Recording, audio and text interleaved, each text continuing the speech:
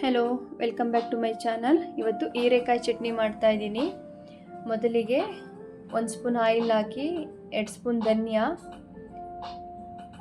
ಒಂದು ಅರ್ಧ ಸ್ಪೂನಷ್ಟು ಜೀರಿಗೆನ ಹಾಕಿ ಚೆನ್ನಾಗಿ ಫ್ರೈ ಮಾಡ್ಕೋಬೇಕು. ನಂತರ 3 ಸ್ಪೂನಷ್ಟು ಕಡಲೆ ಬೀಜನ ಹಾಕಿ ಇದನ್ನು ಕೂಡ ಚೆನ್ನಾಗಿ ಫ್ರೈ ಮಾಡ್ಕೋಬೇಕು. ಇದನ್ನು ಬಿಡದೆ ಈ ರೀತಿ ಫ್ರೈ ಮಾಡ್ಕೋಬೇಕು. ನಂತರ ಇಲ್ಲಿ ಒಂದು ಬಿಡಿಸಿರೋ ಅಂತಹ ಬೆಳ್ಳುಳ್ಳಿ, 1 ಸ್ಪೂನ್ ಎಳ್ಳು, ಇಲ್ಲಿ ನಾನು ಹಸಿರು ಮೆಣಸಿನ್ಕಾಯಿನ 15ರಿಂದ 20 ಹಸಿರು ಮೆಣಸಿನ್ಕಾಯಿನ ಯೂಸ್ ಮಾಡ್ತಿದ್ದೀನಿ.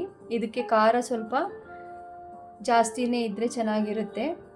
ನಂತರ ಇದು ಎಲ್ಲವೂ ಚೆನ್ನಾಗಿ ಫ್ರೈ ಆದಮೇಲೆ ಇದನ್ನು ತಣಿದ ನಂತರ ಇದನ್ನು ಒಂದು ಜಾರ್ಗೆ ಹಾಕಿ ಫಸ್ಟು ಡ್ರೈಯಾಗಿ ಗ್ರೈಂಡ್ ಮಾಡ್ಕೋಬೇಕು.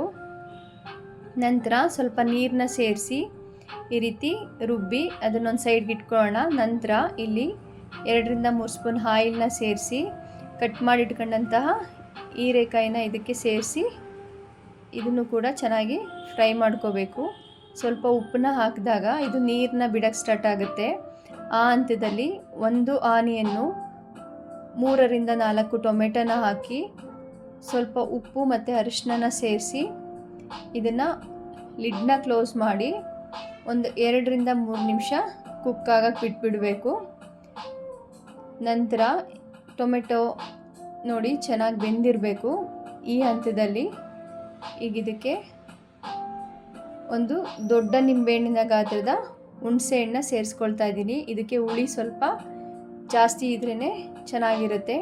ನಂತರ ರುಚಿಗೆ ತಕ್ಕಷ್ಟು ಉಪ್ಪನ್ನು ಸೇರಿಸಿ ಈಗ ಒಂದು ಮುಷ್ಟಿಯಷ್ಟು ಕೊತ್ತಂಬರಿನ ಸೇರಿಸಿ ಇದನ್ನು ಕೂಡ ಎಲ್ಲವೂ ಒಗ್ಗರಣೆಲೇ ಫ್ರೈ ಆಗಬೇಕು. ಯಾಕೆಂದರೆ ಇದನ್ನು ಮತ್ತೆ ಕುದಿಸೋದಿರಲ್ಲ. ಈಗ ಫಸ್ಟ್ ಗ್ರೈಂಡ್ ಮಾಡಿಟ್ಟಿದ್ವಲ್ಲ ಅದರಲ್ಲಿ ಇದನ್ನು ಸೇರಿಸಿ ಇದನ್ನು ಕೂಡ ಗ್ರೈಂಡ್ ಮಾಡಿದ್ರೆ ಹೀರೆಕಾಯಿ ಚಟ್ನಿ ರೆಡಿ ಆಗುತ್ತೆ. ನೀವು ಯೋಚನೆ ಮಾಡ್ತಿರ್ಬೋದು ಹೀರೆಕಾಯಿಂದ ಚಟ್ನಿನ ಅಂತ. ಮಾಡಿ ನೋಡಿ, ತುಂಬ ರುಚಿಕರವಾಗಿರುತ್ತೆ.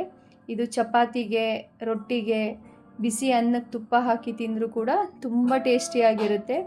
ಅದು ಮಾಡ್ತಿದ್ರೇ ಘಮ ಎಷ್ಟು ಚೆನ್ನಾಗಿ ಬರ್ತಿರುತ್ತೆ ಅಂದರೆ ಇದಕ್ಕೊಂದು ಗಮ್ಮತ್ತಿನ ಒಗ್ಗರಣೆ ಕೊಟ್ಕೊಂಡ್ರೆ ರುಚಿಯಾದ ಹೀರೆಕಾಯಿ ಚಟ್ನಿ ರೆಡಿಯಾಗುತ್ತೆ. ಈ ರೆಸಿಪಿ ನಿಮಗೆ ಹೇಗೆ ಅನ್ನಿಸ್ತು ತಿಳಿಸಿ. ಖಂಡಿತ ಟ್ರೈ ಮಾಡಿ. ನಿಮಗೆ ಇಷ್ಟ ಆದರೆ ಲೈಕ್ ಮಾಡಿ, ಶೇರ್ ಮಾಡಿ. ಮತ್ತೆ ಸಿಗುವ ನೆಕ್ಸ್ಟ್ ವಿಡಿಯೋದಲ್ಲಿ. ಬಾಯ್.